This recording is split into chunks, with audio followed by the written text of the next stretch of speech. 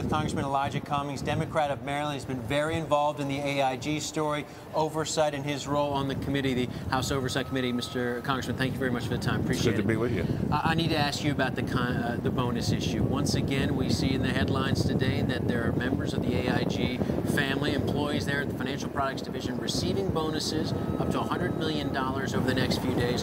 Your reaction to that, and what, if anything, Congress and the government can do about it? It's very, very upsetting to me.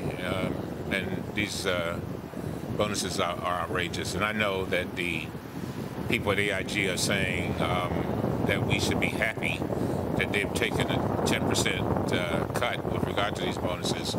But the fact is that come this Saturday, I'm probably going to have anywhere from 2,000 to 3,000 people in my district who've lost their homes because of, in part, the actions of these employees who are getting the bonuses. And that's why America is so upset. We have passed legislation to basically give the board, the stockholders, an opportunity to do an up or down vote with regard to compensation for folks and bonuses and golden parachutes. That legislation is over in the Senate, and hopefully the Senate will act. But I think it's an advisory vote. It's an advisory vote, and that's the thing I don't like. But I think it does put some pressure, and I think that the legislation that we passed is going to cause a lot more oversight with regard to what's going on, and we're going to be controlling these derivatives, which cause all this problem. But these companies like AIG have said, tails I win, heads the government bails me out, and so we've got to stop that. And I think that's why the American public is so upset. I listened to the Treasury Secretary today testifying in front of the House Ways and Means Committee, brought this issue up, said these payments were outrageous, but he did make the point that these payments were contractually obligated before the government stepped in. You agree there's nothing the government can do? That's exactly right. But I think Mr. Feinberg has done a great job because he had to get them to voluntarily do this. But I don't want the AIG employees, and particularly the Financial Products Division folks, to be, acting as if they did the United States citizens a favor.